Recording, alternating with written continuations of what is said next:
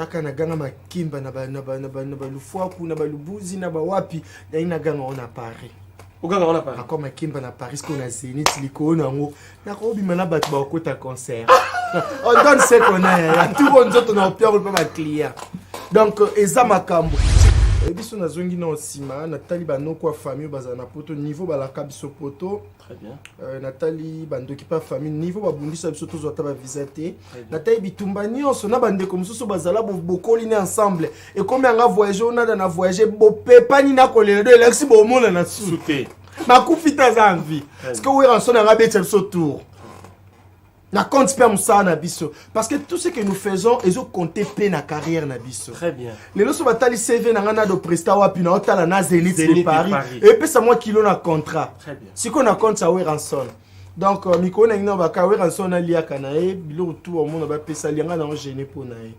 40 jours à sec so pe na kufeli kana compte sa maison OK oui ra lelo so tolobi tant batu musu ba ko sala tant musu to ko lobake compagnie moi munene oui, déjà dans la compagnie Oyo et beaucoup la capezo beaucoup la batu tilelo qu'on les capteurs de compagnie tant sous to ko tant qu'on se les dit tant ya mai mais oh oui rasalara o mo lage famille mobimba émerger kapona komba mutu c'est que mutabonga ko sumba sous place répétante ngala sepela ki balo bapela ke baboto les places azanga place oui doit être prise en charge oui dans sa vie par le gouvernement congolais. Si.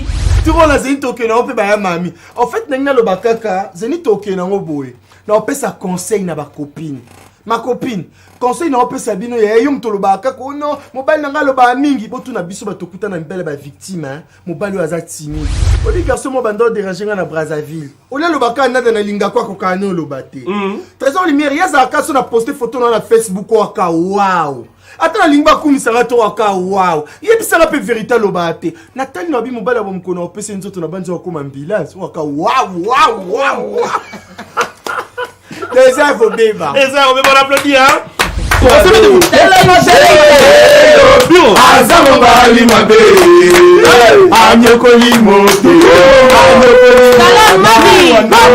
oui Trésor. Boni. Ouais, ça va. Biso toi nzala, toi un bloc relié. Non, Trésor, ne te jouez pas avec moi. Bo saka nanga te komini. Hein? Aziza ucho benganga oh yaya lo relié zate. Karmia benganga kuna yaya to l'ambité. Au juste, j'ai envoyé moi on a tindi 300 € pour na ba provision. Mais bozo bisanga lelo. Lelo kaka na débia moi bolo relié zate donc provision to ba mama tie na provision na nda coûter.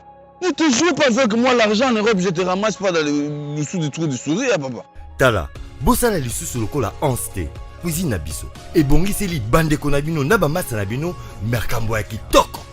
Pona kosomba biloko na mokili mobimba, consultez notre site internet ou téléchargez l'application Cuisine na biso, topez bo s'abonner na page Facebook, Twitter, Instagram, to YouTube, topez bo benga na numéro ya Cuisine na biso.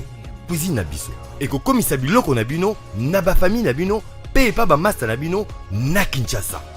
Surtout, profitez de la formule Nabiso, pack Poesa très avantageux. Voilà, Bossamboué. Pas question de comme ça. Je paye l'argent, on vous grignote la nourriture là-bas. Maintenant, quand moi, les là, comment on l'y a. Quand moi, les là, comment on l'y a. Est-ce que là, vous savez pas où l'y a. Vous savez pas où l'y a. Comment on l'y a. Si on a pas mis qu'on l'y a, ils allaient pour la sauce oil. Sauce piment numéro 1. Nairobi mobima. Pili pili. Et ça, la même pili à moi, la mboka. Pico chili. Pico chili. Sauce piment. Pili pili. Oh, intéressant. Pico chili. Solution à mesa. Pico chili.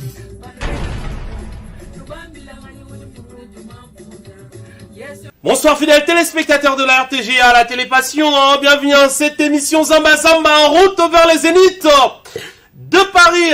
Il ne reste que quelques jours pour que nous puissions bien sûr affronter cette grande salle de la France, précisément dans la ville parisienne.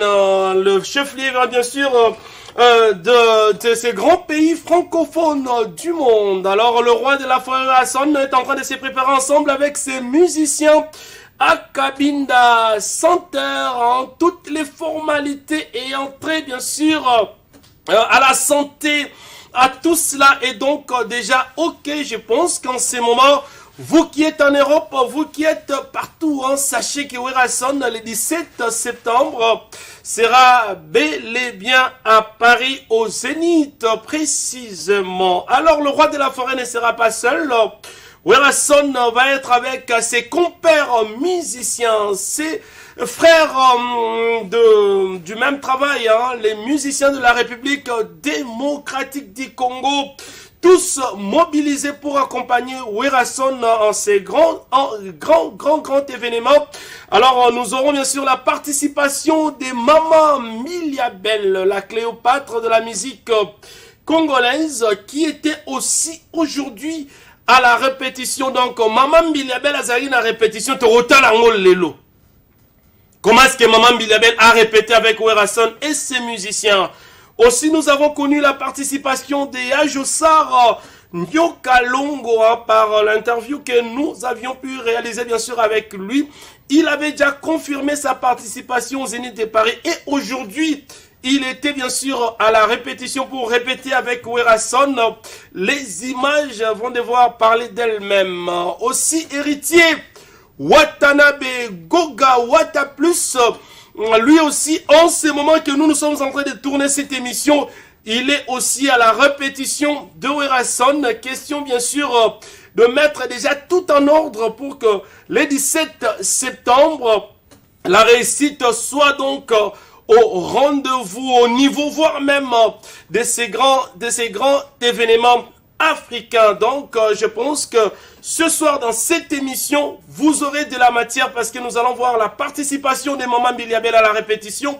Nous allons voir Jossar Nyokalongo aussi.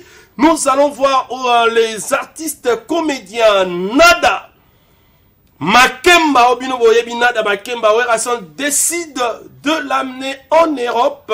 Nada Makemba, nous allons retrouver aussi en image à la répétition.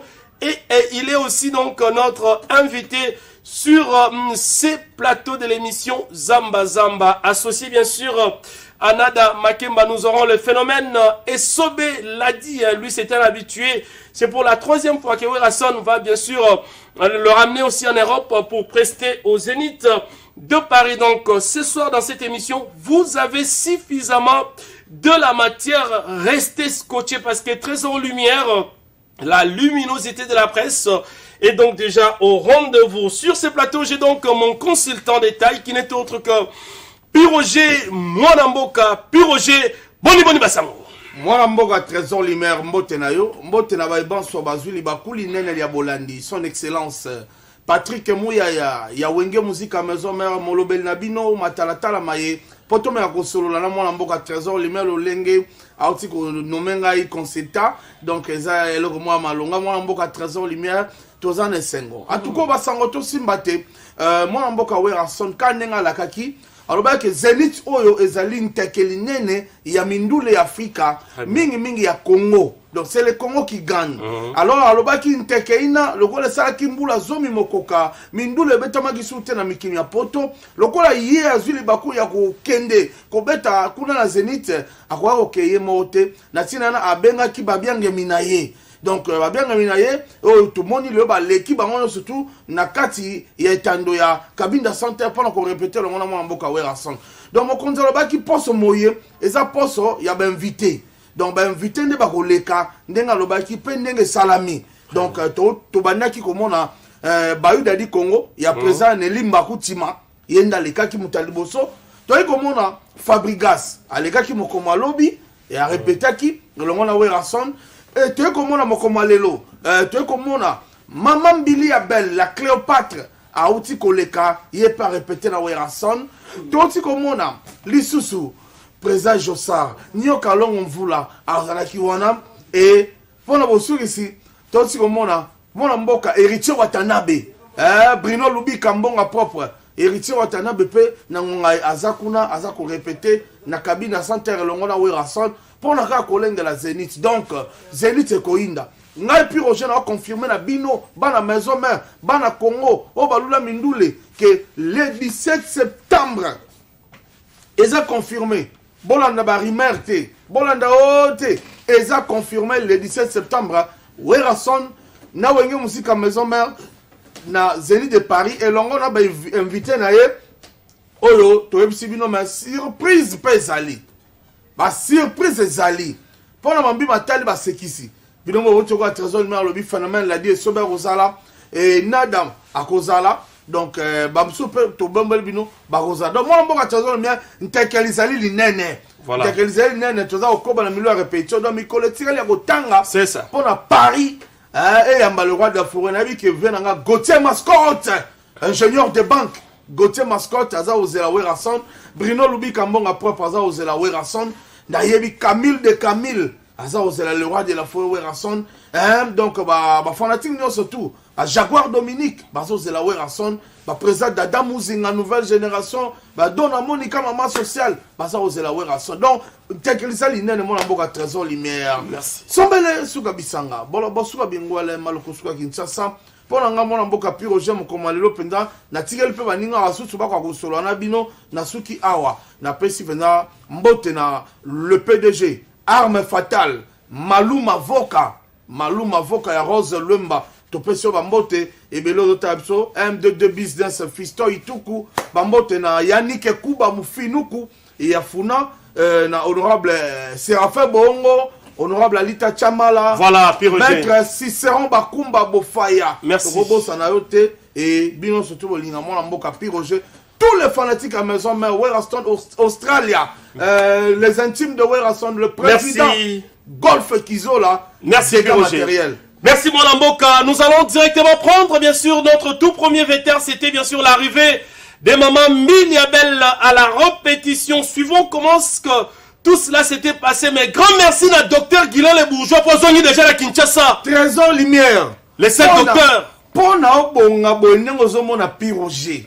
Oza le roi trésor lumière. Voilà. Azaki Nangola, Azaki Kinshasa. Donc docteur Guilain les bourgeois. Bolekana boulevard Lumumba. Na arrêt Bethany permet qu'à soit de moutons à marché de la liberté pour mon docteur Guilain les bourgeois Nzambe à l'opposition. Merci. Suivons donc ces vétères qui illustrent bien sûr la présence des mamans Biliabel à la répétition. Zénith, tension bani déjà au matin, maman Biliabel à Rosana. Suivons cela en image et puis nous allons revenir pour que nous recevions nos invités Nada. Nous avons Odile Manzaka, nous avons Adrisha de l'Angola, tout en respectant nos us et coutumes. Dr. Igma Longi, Maboko Majorette. Recevez la lumière.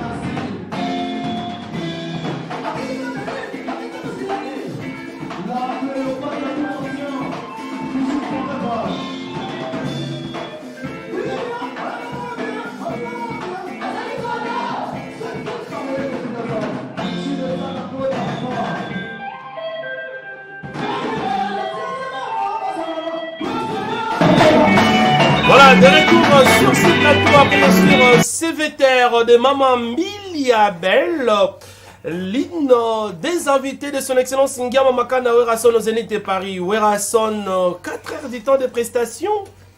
Mais matière au Wera Opé Sabiso à Paris, on a. Ouais, on tire la guincha c'est allié. Tire la roulage, l'examen tout la guincha Sabiso à Paris. Naba nada. Nada bonsoir. Bonsoir Trésor Lumière et puis na pesi mbote na batu tout baolandanga partira partout. Donc choc na nango. Et aka na ganga makimba na ba lufuaku na ba lubuzi na ba wapi na ina ganga on a Paris. Oganga on a Paris. Encore makimba na Paris ko na Zénith liko nango. Na ko bima na batu ba okota concert. On donne ce qu'on a. Tout le monde on a peur pas client. Donc Eza Makambo. C'est quoi là on a sepeli parce que Weranson Igwe le roi de la forêt à faire comprendre ngaka qui a un soutien. On va qu'il soutenir ka Ariambo Cannabis. Ah très bien. Oui. Au bien biso et là mon boye Makambo Weranson on sala normalement. Ma comédie na équipe ba kenda liboso na équipe ba OK tour. Au monde que Weranson a sa main forte na comédie Ambo Cannabis. C'est ça. Donc c'est le bon boye on comprendre donc il y a bien zébélé. Il y a bien zébélé. Alors, Nada Toyambio parce que Oza Moko y'a invité à le roi de la forêt côté comédie. Depuis un certain moment, là, ça. Mais quand on va à place tête, quand on va que on a invité dans Zénith, voilà. Il a invité. Voilà. Depuis 2008, le roi de la forêt a même un comédien à poto. Révolution et comédie à poto, c'est le roi de la forêt Weranson. Le comité tourne. Le président l'a dit, Sobe au Borzanaye, à Kenda déjà, tout le monde a la vie de loin, tout le monde a la duchesse, tout le monde a président Saï, les autres tournent. Nada. Oui, bon, mon banani. Hein? Bon, mon banani, la duchesse, la président Saï, tout le monde a la vie de loin. Tout ça tourne, Nada. Qu'est-ce que tu vas donner à ces publics au Baroye Belé au Tala? Déjà, en fait, biso toi na msala. Net msala les arts. Parce que tu as orientation par le roi de la forêt. Ce qui est bien avec Weranson, à ça la msala ngate. À la ta péricte. Mais moi 2 fois déjà na sali lo mon ami sneyem tazo orientation. Alors banada sala boy kata mais puis na mon épée sa image mususu. C'est que ba fan na nga ba ebaki ba ozwa couleur mususu. Donc couleur à makemba mais ntela Weranson. Il y a le roi de la forêt. Ça makemba retumba. Donne-nous un petit truc. Ah, le roman encore. Vas-y qu'on a habité. N'a tellement bourré la bilo qu'on a habité. Toi imba. Yo. Azamobali mabe. Toto gana makemba. Ça peut pas manquer. Azamobali mabe. Makemba. Ya mami. Tout le monde a zéni toke na ope ba ya mami. En fait n'engna lo bakaka. Zéni toke na ngoboye. Na ope sa conseil na ba copine. Ma copine. Conseil na ope sa bino ya yum to lo bakaka ko no. Mobile na ngalo ba mingi. Botu na biso ba tokuta na mbele ba victime hein. Mobile aza timide. Obi garçon mo bando déranger na Brazzaville. Ola lo baka na na linga kwa ko kano lo baté. Trésor Lumière ya za ka so na poster photo na Facebook ko ka wow. Ata na lingba kumisa na to ka wow. Yebisa na pe vérité lo baté. Nathalie no bi mobile ba mkono opese nzoto na banzo ko ambulance. Wa ka wow. Les infos débat. Les infos, on applaudit hein. Nada Makemba aujourd'hui une star incontournable de la comédie en République démocratique du Congo, le roi de la forêt Azome Maïna Zénith. Souka.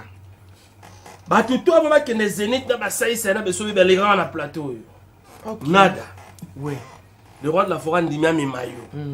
Au sali ba succès na yo na ba marambutu. OK ba kisangani. OK partout poto kete. Oui, razo me mona poto. Na ke titirki mais na poti au quantité au traverser. Atali pe mai. Au moni na oya kufa pa matosa. Abi o yekozo ko tape mai boya mami wa ta bende. Abendi OK. Mais le roi de la forêt razo me mayo. Alors, qu'est-ce que tu peux dire de Wera? Là, tu ne plus nada zalam nanano. Bien qu'on a été périque, mais consciemment, Nino Golo bana le roi de la forêt Wera son na ba initiative ya boyer. Kozwa bino ba comédien au moment où public et singa rabino partout. Il y a une initiative. Voilà les risques même de vous amener en Europe. Qu'est-ce que tu peux dire à cet individu, à ces messieurs, à cette personnalité qui n'est autre qu'Engama Makanda? Donc elo nakoba pona Weranson. Ebiso na zongi na osima Nathalie banoko famille bazana poto niveau balaka biso poto. Très bien. Nathalie bandoki pa famille niveau babundisa biso tozo ta ba visiter. Nathalie bitumba nyonso na bandeko mususu bazala bokoli ne ensemble. Et combien nga voyager on a na voyager bopé pani na kolele de lexi bo mona na souté. Ma kufita za envie. Parce que Weranson a rabé biso tour. Na compte pas ça na biso parce que tout ce que nous faisons ils ont compté peine na carrière na biso. Très bien. Les loso batali CV na ngana do presta wapi na hôtel na Zénith de Paris et puis ça moi kilo na contrat. Très bien. Si qu'on a compte ça Weranson. Donc miko na ngina ba ka Weranson na lia kana e bilo tout au monde ba pesa lianga na gêner pour na e. 40 jours à sec. Sope na koufeli kana kontra maison. On applaudit, hein. Nada Makemba au Zénith de Paris, hein. Cela n'est plus un rêve parce que nous étions aujourd'hui quelque part. Biso bato okenda lelo na tongo to yi place mo doze sundo tote. Suka. Mais mon copain, tu te éviter sur la surprise d'Abisso. Et ça bon Odile Manzaka moi Nzambe. L'une des combattantes de Werason, surtout na YouTube, Odile en forme. En forme, Trésor Lumière. Donc déjà dans le bas bonsoir, on va tout bonsoir tant la Odile Manzaka. Moi Nzambe héros déjà donc là je profite n'a pas s'appeler moto na bateau bonsoir tant la biso. Déjà na mona Zaché Landa papa na Varam na mata Diwana. Na pesi moto pas Alex Intime na Washington déjà Zolanda et bah tout balinga Odile Manzaka. Trésor Lumière au moni lelo na lobara mingi. Lorsqu'on parlait et on classait des bons chanteurs et des grands chanteurs, on ne classait pas les rois de la forêt. Les Aïka, tout le monde a eu raison, il a place moi, mission moi succès. Donc, na classement pendant les grands chanteurs, Azala été. Et on a déjà dans le bac grand frère dans Foudia banda beta na BCBG et nga nazaki minko soutenir le roi de la forêt et puis il lelo nazala ranae parce que na banda mon savoir faire nae et lelo so to parmi bato ba benga ba grand chanteur so de le roi de la forêt tout le monde a yende azapena o ya bimisi bane belelo na musique ango et déjà to lo bac maïs au Fabregas o to lo balelo le roi de la forêt tapé minae ana ba soda ba bundelae o déjà tout le monde a babi na filet baza école a wenge o déjà we rançon le temps total analyse à souka ba héritier watanabe ba miel de son ba feregola ba tade de tout ba nana tout baza ya le roi de la forêt donc na likambo ngolo ba ke ba oyo bazaro lo ba ke le roi de la forêt a bon chanteur te ba kosamagi parce que voilà les longs résultats au monde na bana résultats au monde na bana parce que na lo bango bien quand ba no martelé ba grand chanteur te batanga werate très bien ye bando lo ba pena ke te azaka mixer moi succès bon comme pas la sabango kazaki pe mixer succès mais azaki na école parce que wenga musique à maison na ponanga na monango c'est toute une école au mission de leur oya apprendre à kesikoyo à l'accepter fouiller à musala oyo azo qui permet le roi de la forêt et merci beaucoup bravo à papa Mayangani 5e fois Zénith de Paris oyo tokolo ba ke tozo kenende donc biso to kende pena ko beta Zénith donc les rediffusion Zénith quoi parce que quand yewana au monde ka buka ba salle de martyr donc lelo yango na lobara tant total analyse asuka gouvernement pena est-ce que ba ko c'est la biso monument mo ya werati ça viendra je pense que le message autour de ça tout à l'heure il y a président Jossa Nyo Kalongo la répétition à lobby même concert oyo il faut gouvernement et s'imprégner parce que le roi de la forêt sangi sab artiste est belé pour un grand événement donc ils ont le même ordre d'idée na yo donc gouvernement faut battre la pénalité te battre la likambo on ali sasuka au moni Trésor Lumière au moment ba série au ba auto ça so makambo la samba play ba botoli et tout ngana loba pena merci ba botola wera la samba po yo qui s'appelle gouvernement na biso soni parce que un motoloka wera enson aza suna temps son ba lupang pour na répétition te a comme un niveau ba pesa ya opesa parce que wera lelo so tolobi tant batu musu ba ko sala tant musu to ko loba ke compagnie moi munene wera déjà dans la compagnie oyo et beaucoup la kapezo beaucoup la batu ti lelo ko le peut-être de compagnie tant musu to ko tant ko se le dit tant ya mai mais oh wera salara o monage famille mobimba émerger ka pona komba mutu moko c'est que mutabonga ko sumba sous place répétition te ngala sepelaki balo bapelaki baboto les places azanga place ouais doit être prise en charge oui dans sa vie par le gouvernement congolais si par rapport à tout ce qu'il a pu réaliser voilà donc il faut pas reconnaître ba valeur na au moment où aza donc to lingate ke bosse la biso soki drapeau munene neni na komba wera soki azate donc c'est le moment ya ko ba valeur na déjà de 1 pour faire déplacer Batou. Il y a théâtre au bazar dans monde na biso musicalement. Très bien. Ba na monde na biso musique te bango ba ça donc tout ça de quoi na denzela différent. Donc mais oui ranson à ça l'effort. Après ça ba valeur musu le libanda bato ba ça théâtre tom sou na 4 ato ko benga au local. Très bien. Bazar na Kinshasa mais oui à faire déplacer bango. Pour na bakende ko sepesa bato libanda, c'est toujours notre drapeau. Donc la seule personne au asali ba makamba bongo ezaka le roi de la forêt. Donc yango mona na lobby nazaki pena na esengo mingi ya olanda nzela ya Weranson pe o aza produit na Léon azanga actualité te. Merci. Moi Sinzambe. Voilà moi Sinzambe puis le loco. Basinyo so gichasa le loco mara. Superlatif et comment mongo? Moi Sinzambe. Moi Sinzambe parce que Mokolo moi Sinzambe. Exemple à suivre. Merci Souka. Voilà, je pense que Weranson reste un exemple à suivre. les lots aux monango, talent, le roi de la forêt, banada, aza ou memana poto, et ça donné à n'importe qui. Et puis le roi de la forêt, azo memana ba sportif, hein. Fédération, il y a break dance, il y a République démocratique du Congo. On a une compétition, la grande compétition, il y a FECO Break, parce que nous avons Zénith et Paris, oui, ration dans un patrimoine national. Nous avons un responsable de la communication de Wenge Musique à Maison Mère en Angola. C'est donc Adricha, sénateur, Yepaye, tellement événement comme Mounene en route vers les Zénith, Moutaroti à la Cimate. Adricha, message par rapport à Zénith et Paris. Ouais, bonsoir à tout le monde. Bon nom est à Touch. Pour Nabi Keming, Batwazola Nanga Batangola. Très bien. Donc, Yoebi qui orchestre c'est un grand mouvement. Donc, Bisso Tozate, le roi orchestre, c'est orchestre voyageur. Le roi Batwazo Boka Maïna Mukalabo. Donc, Bisso Fokuya pour soutenir l'orchestre, c'est un aéroport, c'est un voyager. Donc, ça, les seuls orchestres représentants, par-ci par-là. Dengamour Adricha na utaki Luanda na monaki pe bave Freddy Ngoma baza président Golf Kizola baza bave Willy passé mais trésor on est à Paris donc et ça les seuls orchestres aux OPC na yebisa batelo ko moko we razarasu ne loko prouver we ka koma ko demander ba petit o bazua ba ke no mona o non ba moniter mais ya ko prouver na mokili za ka susté yango na benga mwambangu ba po mwamba okozwa ka brique au buki on côté on a kata nzungu zuma yo chena tomate mais so zuka mwambo bwaki soupe na ngo ezaki to donc we ranson donc il y a comment bien mwambangu ba donc razarasu ne loko prouver donc merci beaucoup na bato ba soutenir biso poto soutenir makamba les rois de la forêt pa makambo ezaka pas trésor lui donc ceux qui bato baza liboso na bino te eza moi passe taka ko longa ngola ko ya eza jeté ou l'équipe ba makambo belé ba maya minene ba makambo belé poko ma soutenir orchestre donc naza pour tout tobi président sa chance na batunyos ba pi Roger to ça et ça bientôt mon ba poto ba tout baza fu ba kene ba poto po biso pe to ko tika la pe na bitenga pe na minso na tika na kina qui m'appelle Zalaga kende poto zonga pe to eza problème te nada te nada Nada, nous avons vu beaucoup d'artistes, comédiens, cinématographiques, artistes, chanteurs, Bakenda Poto, Batikala, les lopes, vraiment, on t'a la banque à boy. Les lots, on a plateau, on a journaliste, on a vu ça, journal télévisé, on a photo. Au qui maté. En fait, côté on a biso, oebike. Kosala ke ba comédien ba voyager ba ki neti poto ko ça musala na yebi ke je on sala maka na maison mère et puis premier lot ya ba comédien ba kenda ba honora kombo na bazonga donc on a pe deuxième lot ba to ça bon poto za même moral voilà laisse tomber de son côté donc au qui mezate côté wana de cette côté donc tikana bazo baby ke zonga bien za ko tonga balobi ke de ce côté le basi na poto ba oyam na aéroport ba ki nada zoya.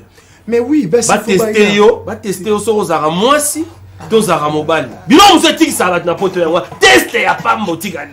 Té en fait, nga na yebi ke ba ma copine ba poto ganga ba makemba, ba ma copine ba yi donc pour la musala. Pour la musala. Ah pour la musala. Il y a un test ça Covid te.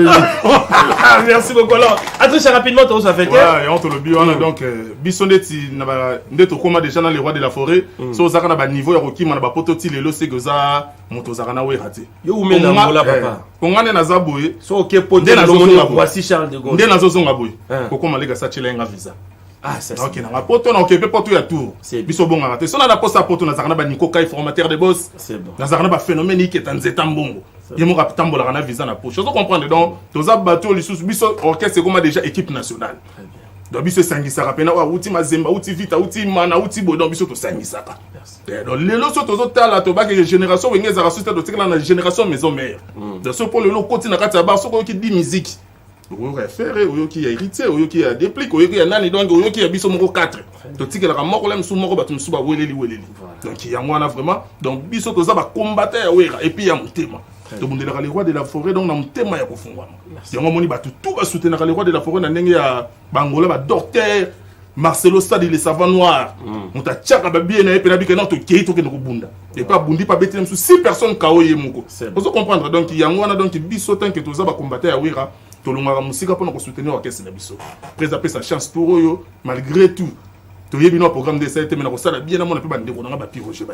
a pas de problème. Tu viens plaider le cas de voyage depuis Roger à la télévision. Ça, c'est très bien. C'est un bon combattant. C'est un consultant de cette émission. Son cas, je pense que ça sera étudié avec lui-même son excellence. Nous allons prendre, bien sûr, ces deuxièmes VTR. C'est donc l'arrivée de Jossar Nyokalongo Mvula, Vieux Bombas.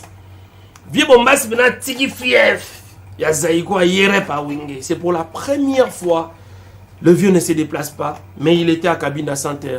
Suivons comment cela était donc passé. Et puis nous allons revenir pour que nous puissions maintenant entrer dans le bain, dans le vif de cette émission Zamba Zamba. Total respect au boss, Tatili, ton 98%. Merci à Anissé Lukunga, Kaza Japao, total respect à Caisse Motors, Serge qui sait que les futurs parisiens est au Pessimbo et le docteur Guilain Les Bourgeois, le dieu de la peau, tout en respectant nos us et coutumes. Yangoy. C'est parti. Respect.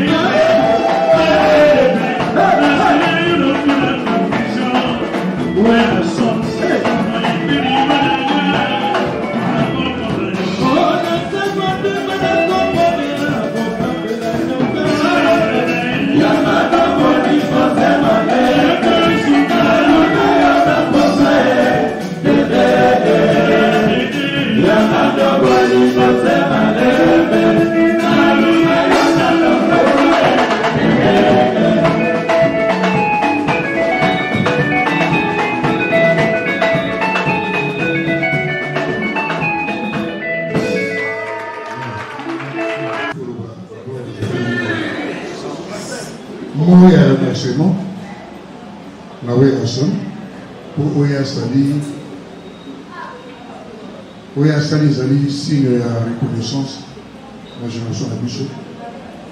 Donc, Azali, mon père, a dit que la moto m'a dit et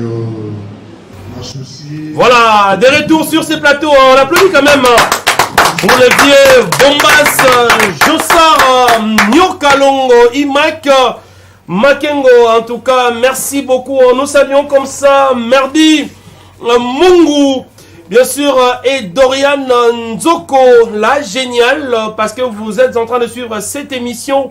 Zamba Zamba, Merdi Mungu et Dorian Nzoko, la géniale. Donc, nous allons comme ça, encore une fois, saluer Merdi Mungu et Dorian Nzoko, la géniale, en train de suivre cette émission Zamba Zamba. Nada, Tokomina Souka, il nous reste 3 minutes. Bah, remerciement, non. Ok, bah, remerciement, d'abord, on a passé na Migo Matondo, on a passé Bambote trop, puis na Francis Miweni, na pesu mbote na Liza Mukendi, moi ça pembe fayi Mukendi, nyonso ba Blandine, ba Dodo, ba ngotu na pesu ba mbote, puis Rochelet Kaninda, sans oublier Tetenda Imaboko Bank, mobile maman Rachel Fouta, excellence Aminata Namasia, il y a vice-ministre et PSP, et puis honorable Gaël Boussa, Nzande, va pesa Kambote, on sait jamais. Na pesu sumbote na maman si de jima pata na oki maman za amabele. Maman non moni moi non moi cité maman. Na mona maman na expliquer ma kamnio c'est que le commis en absence à maman biso. Makie et puis numéro na téléphone. Oui, c'est important. La première fois dans les cas, il faut voilà. Plus 243 89 63 211 91. Donc plus 243 89 63 211 91. Florian Massamba qui depuis Fiesta. Merci Nakati. En tout cas. Donc 5 personnes à dédicacer. Donc merci beaucoup. Il y a Tony Lewa, Bambo Tebele, donc Trésor Mawete, Cédric Mawete, Bambo Tebele, il y a Yoyo. Donc il y a Yoyo Bambo Tebele. En plus, Trésor Lumière, pour na Batobele Babenga, on dit les manzaka Bill Clinton a pesé sa position. Il faut que Bill Clinton a minute Oyo. Beaucoup d'années quand on Zénith de Paris. Parce que na minute, on a président Roga. Baza Bangui. La fin autour du fleuve. Et on est dans l'océan. Autour du fleuve. On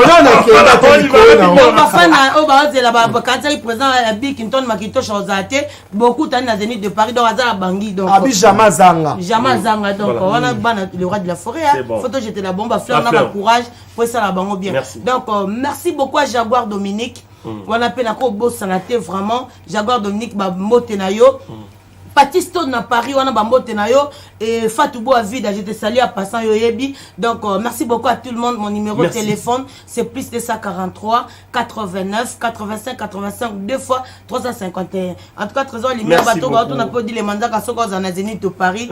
Na ozi ba fan ba futanga na mbongo. Trésor ce que ya bona boss le boire à Bertina Fofo. La portugaise. C'est que maman si les jimans portugaise. Maman si les jimans pata. Président Sami, n'a pas ce Bambote Belé président Sami. Merci. Merci, on est arrivé à la fin. Adresse en tout cas, début avec 4 noms pour que nous comprenions. Je congolaise Mambonzo Dolan pour tout star Gondo wana petit nanga makambo apôtre belle maya bambote place aux ali Ben Willy les Gabonais balobi Gauthier Bingo le roi d'Angleterre bambote place aux ali donc Guy les Parisiens donc Soba bambote vraiment merci beaucoup nazong si Koko Maleka grand prêtre Nico Kay les formateurs de boss Yazakana Babi Nitala Intungolo. Sans oublier phénomène qui est en Zétambon. Merci. Merci. On va finir avec un show de Nada tout à l'heure. Merci beaucoup. On va finir avec un show. On va. Ok. On va. Ok, Paris. Merci beaucoup. On va. Je sais que plus tard. Ah, merci. Paris, on a bandit français pour la RTG. C'est choquant. Merci beaucoup. En tout cas, nous sommes arrivés à la fin de notre speech de ce soir. Je pense que le plaisir était donc partagé avec nous qui étions sur les plateaux et vous qui regardez cette émission à la télévision. Merci beaucoup à vous. Merci à l'équipe technique qui a fait que nous soyons comme ça. En tout cas, que nous puissions bien réaliser cette émission. Merci à Fiestambou. Merci na Djibril Panzou, merci na Imak Makengo, Darion Toto Bajiga, Diego Moubola Digital Rêvant Grand, comme le Paris Saint-Germain. Merci à Bertina Fofola, portugaise, la maman de Trésiane, Maraville, Donna Monica. Merci au très grand champion, docteur Guilain le Bourgeois au bois qui était. Élisée Bokota, Guilain le Bourgeois, Nzambé à l'opposé. Merci beaucoup. Alors,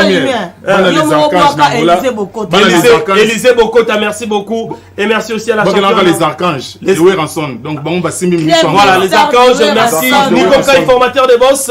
La championne Diane Boss. Alors, Pessa du Solo Rombo. Et alors, on s'en des bons.